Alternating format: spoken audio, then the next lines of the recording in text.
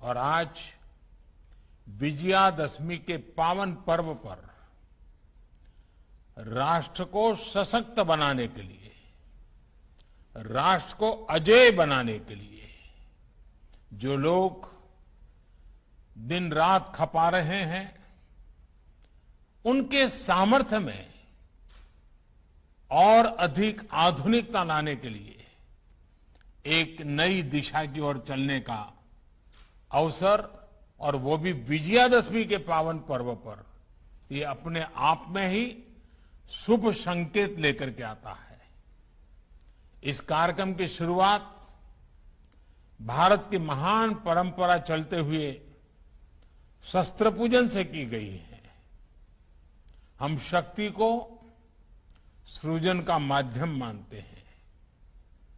इसी भावना के साथ आज देश अपने सामर्थ्य को बढ़ा रहा है और आप सब देश के इन संकल्पों के सारथी भी हैं। मैं आप सभी को और पूरे देश को इस अवसर पर विजयादशमी की पुनः बहुत बहुत हार्दिक बधाई देता हूं। साथियों, आज ही पूर्व राष्ट्रपति भारत रत्न डॉक्टर एपीजे अब्दुल कलाम जी की जयंती भी है। कलाम साहब ने जिस तरह अपने जीवन को शक्तिशाली भारत के निर्माण के लिए समर्पित किया, ये हम सभी के लिए प्रेरणा है। रक्षा क्षेत्र में आज जो 7 नई कंपनियां उतरने जा रही है, वो समर्थ राष्ट्र के उनके संकल्पों को और मजबूती देगी। साथियों, इस वर्ष भारत ने अपनी आजादी के 75वें साल में प्रवेश किया है।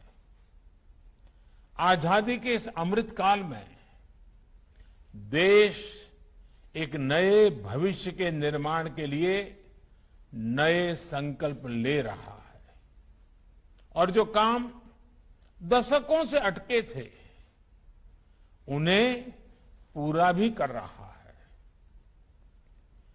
41 ऑर्डिनेंस फैक्ट्रीज को नए स्वरूप में किए जाने का निर्णय, 7 नई कंपनियों की ये शुरुआत देश की इसी संकल्प यात्रा का हिस्सा है। ये निर्णय पिछले 15-20 साल से लटका हुआ था। मुझे पूरा भरोसा है कि ये सभी 7 कंपनियां आने वाले समय में भारत की सैन्य ताकत का एक बहुत बड़ा आधार बनेगी। साथियों, हमारी ऑर्डिनेंस फैक्ट्रीज कभी दुनिया की शक्तिशाली संस्थाओं में गिनी जाती थी। इन फैक्ट्रीज के पास 100-150 साल से भी ज्यादा का अनुभव है। विश्व युद्ध के समय भारत की ऑर्डिनेंस फैक्ट्रीज का दमखम दुनिया ने देखा है। हमारे पास बेहतर संसाधन होते थे, वर्ल्ड क्लास स्किल होता था। आजादी के बाद हमें जरूरत थी इन फैक्ट्रीज को अपग्रेड करने की, न्यू एज टेक्नोलॉजी को अपनाने की, लेकिन इस पर बहुत ध्यान नहीं दिया गया। समय के साथ भारत अपनी सामरिक जरूरतों के लिए विदेशों पर निर्भर होता गया। इस स्थिति में परिवर्तन लाने में ये नई 7 डिफेंस कंपनियां बहुत बड़ी भूमिका निभाएगी। साथियों, आत्मनिर्भर भारत अभियान के तहत देश का लक्ष्य भारत को अपने दम पर दुनिया की बड़ी सैन्य ताकत बनाने का है। भारत में आधुनिक सैन्य इंडस्ट्री के विकास का है। पिछले 7 वर्षों में देश ने मेक इन इंडिया के मंत्र के साथ अपने इस संकल्प को आगे बढ़ाने का काम किया है। आज देश के डिफेंस सेक्टर में जितनी ट्रांसपेरेंसी है, ट्रस्ट है और टेक्नोलॉजी ड्रिवन अप्रोच है, उतनी पहले कभी नहीं थी।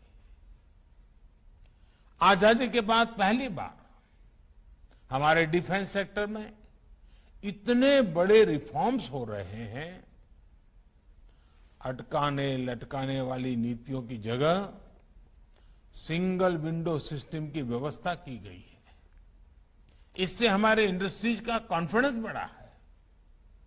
हमारी अपनी भारत की कंपनियों ने डिफेंस इंडस्ट्री में भी अपने लिए संभावनाएं तलाशना शुरू किया है और अब प्राइवेट सेक्टर और सरकार साथ मिलकर राष्ट्र रक्षा के मिशन में आगे बढ़ रहे हैं। यूपी और तमिलनाडु के डिफेंस कॉरिडोर्स का उदाहरण हमारे सामने है। इतने कम समय में बड़ी बड़ी कंपनियों ने मेक इन इंडिया में अपनी रुचि दिखाई है।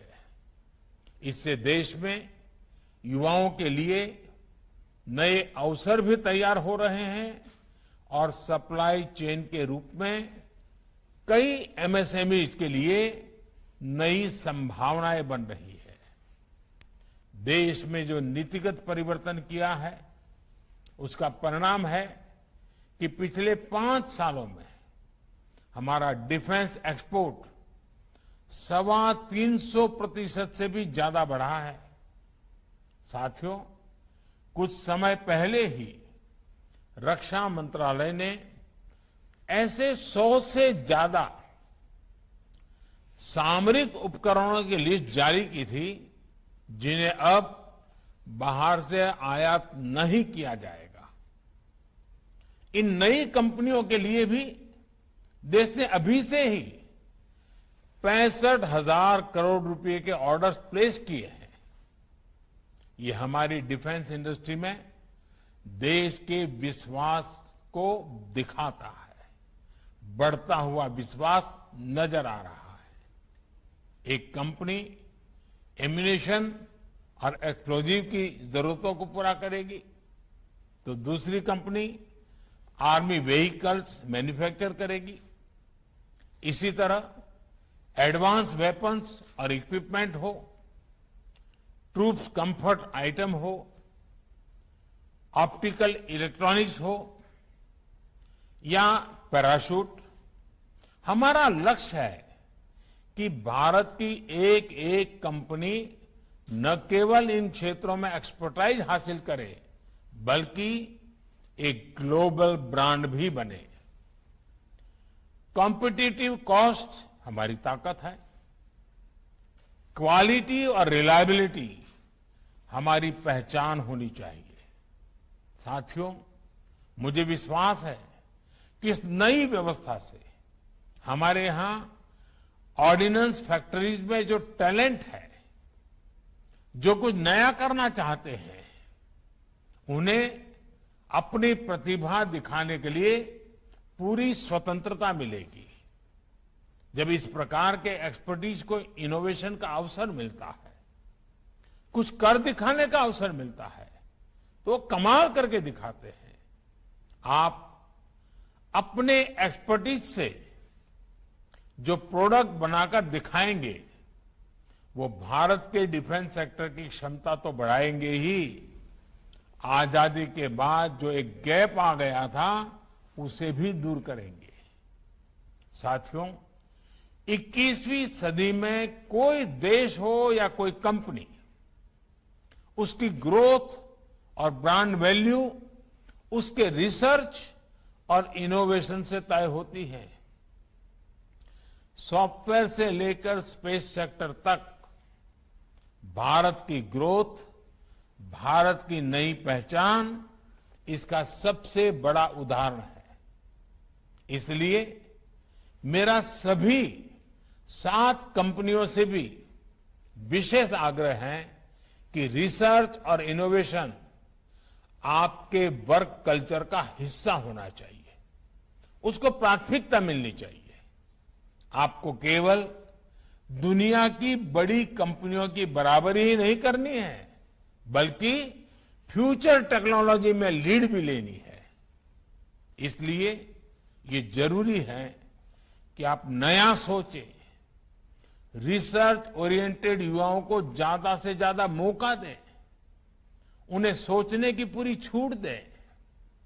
मैं देश के स्टार्टअप से भी कहूंगा, इन 7 कंपनियों के जरिए आज देश ने जो नई शुरुआत की है, आप भी इसका हिस्सा बनिए।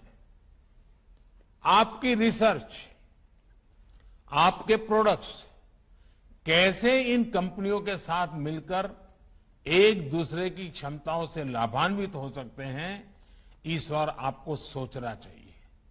साथियों, सरकार ने सभी कंपनियों को एक बेहतर प्रोडक्शन एनवायरनमेंट देने के साथ साथ पूरी फंक्शनल ऑटोनॉमी भी दी है।